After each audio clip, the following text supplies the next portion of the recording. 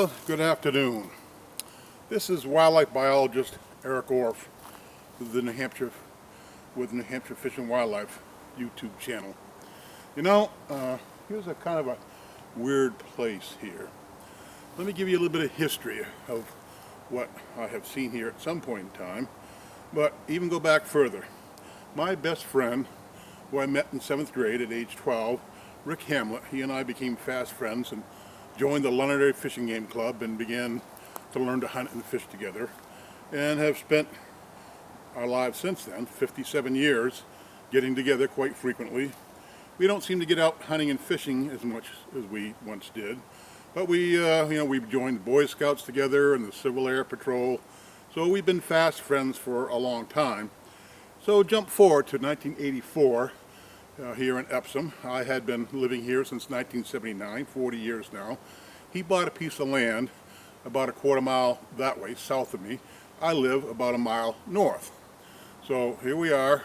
The road is a unpaved road out maybe a quarter mile that way. So here's this road leads, there's a little path. You would miss it. It's kind of a road path.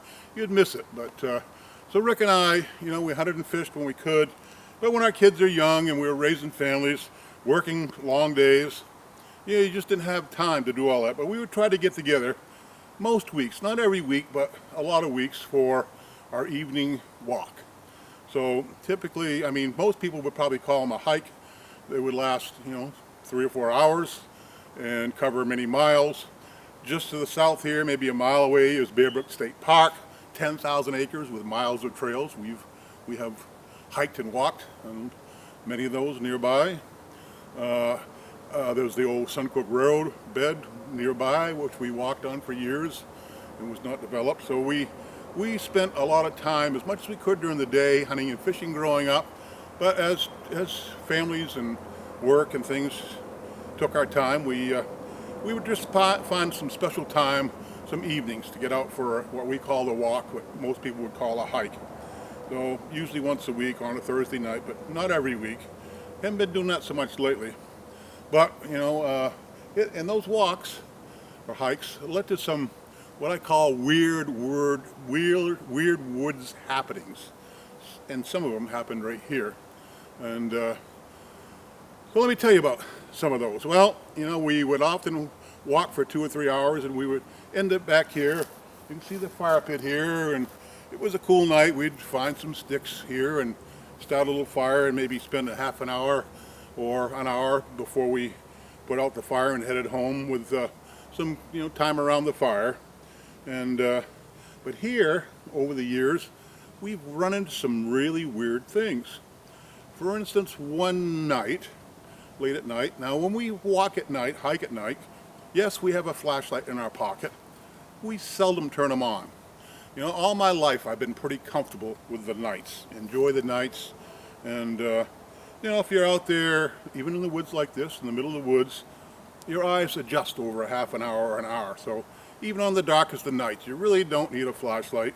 In fact, if you turn a flashlight out, then you ruin your night vision. So you wouldn't want to do that. We just don't use flashlights. So we walk for hours without lights, and often just before we would split up, me walking north and him south to his home, we would scoot out here and have a fire. Well, several times we've found people out here, sometimes maybe homeless people, I don't know, with a tent pitched or whatever. It's somebody's properties, I don't know who, and it's been for sale off and on over the decades, but no one's ever bought it. So it's between houses in a big block of woods, and but I can tell you, one night when we came out here, we could see a table set up just beyond this fire pit, I think, and to that tree over there was a plastic skeleton with a dagger through its heart. And on this table lay electronic components, wires and things, electronic stuff, out in the middle of the woods with a tent set up. And apparently we must have been talking as we came in the trail, so the occupant of the tent had fled. And so we kind of, looked things over.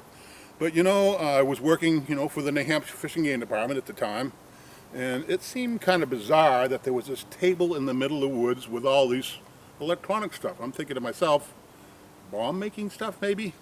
In fact, about that same time, and I think at that same time, there had been some bomb threats in Concord to different state buildings that somebody wanted to blow up the buildings. So to me, I said, well, I think I found the bomber. And my serendipitous life, so the next morning I went to my office, the Fish and Game Region 3 office in Durham, and lo and behold, the former head of the State Police Bomb Squad had become a conservation officer deputy. And as I went to the office that morning, was working, I went down the hall, and lo and behold, he arrived. So I explained to him about this table in the middle of the woods with all this bomb-making material. I didn't see any dynamite or anything, but I thought it was kind of weird. Well, he said, you know, there's a lot of bizarre people, not to worry about it. He didn't want to deal with it, and wasn't too interested in me, in my story. Well, that was the bomb maker guy in the middle of the woods. Story one. Story two, maybe 80, 100 yards that way, there's another road that goes out to a field, which we often will go out and walk in the field and enjoy look at the stars and kind of figure things out. Well, one night, as we were walking out there, suddenly I saw to my left, way up in the woods, maybe 30 or 40 or 50 yards away, something flickered. I said, that is odd. What the heck is that? So we broke off the trail that goes out to the field or the road, and there's a car sitting in the woods covered with branches. But there was an occupant, a fella in that car, and he had lit a cigarette. So when he struck his lighter, it made a light, and I picked up on it. Just happened to be going by that car. I would never have seen it because he had basically cut a few trees and backed his car way into the forest and covered it with brush to hide it. And anyway, so we knocked on the window. We live here. We want to know who our neighbors are. And the fellow was a bit discombobulated. He was in the back seat and came rolling out. Car was pretty much stuffed with his belongings. More, it had main plates on it. It was a big, like a big Oldsmobile something, a pretty big car.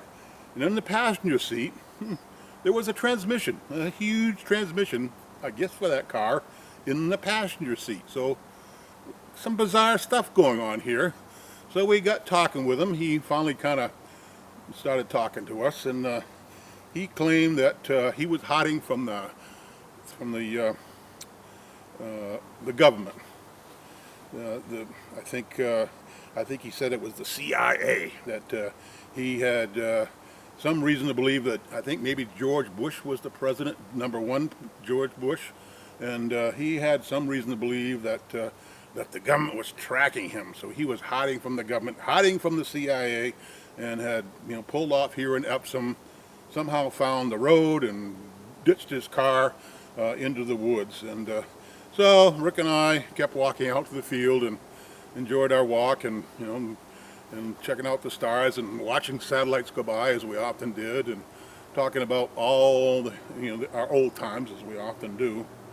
So that was bizarre thing number two that has happened here, and I've found other campers out here before. Now the last thing that I'm just going to allude to is down in that direction. It was a spring night. It was raining, kind of drizzly rain, and if you get down here maybe 60, 70, 80 yards, it gets really thick, kind of move the brush with your hands thick. Well, we found a fire pit, a third the size of that down there, and decided on that cold night, rainy night, to start a fire, and something bizarre happened. I'm a scientist. Do I believe in ghosts? No. Do I believe in spirits? Probably not. So I'm a scientist. I figure things out with a scientific mind. Almost everything can be explained. Well, I can tell you something happened that night that was unexplainable to this day, even though I've thought about it for probably 20, 25 years. And well, just looking down there kind of raises the hair on the back of my neck. But as far as I know, Rick and I have never been back there. So it's kind of a place that something that we witnessed in less than seconds that happened that has us wondering and disturbed for many years. So we haven't been back, but and maybe in some way in the future I'll tell more about that story. But for now, It's just another one of the bizarre things that happened here at this woodland site decades ago. So there are some other things that I've witnessed over time. Well, right out here one night we were in that field and heard a car rumble over that used to be a wooden bridge and crash. So we walked out of the field, down the trail, out to the road, and we saw this car down in the ditch and in the woods, and it had a 30-day plate, a paper plate on the front fender, which was kind of mostly torn off. So I tore it off. We walked back to Rick's house, and 10 or 20 minutes away, and I called the local police, and they said, we don't have any officers. Was there anybody injured? And we said, no, we saw nobody. So they let it go, and half an hour when I walked back home up the road, the car was gone. So another mysterious thing that has happened within 100 yards or 200 yards of here. So this is definitely a weird woods place.